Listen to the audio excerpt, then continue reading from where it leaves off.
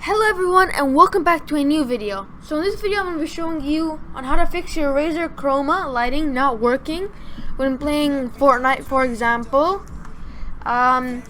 So right now when you start up your default setting, it will just make your keyboard completely white. And for example, let me show you.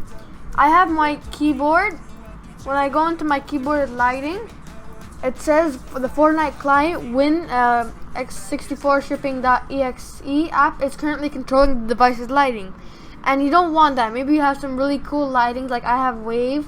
I really like it and I want it to be like seen, so that when I'm recording I can have like a nice view for me. So yeah, so when I go to Fortnite, how you want to fix this is go into your settings, the one with like the three icons, three tabs.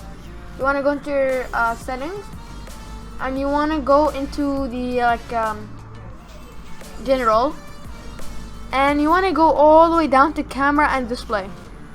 Ignore all these, and when you see peripheral, I don't know how to say this, lighting, you want to just turn this off. The default setting is going to be on. Turn it off, press apply, and now look, my keyboard turned to Wave. This is the Razer Chroma effect that I wanted. This works with every single lighting effect for like Corsair's website.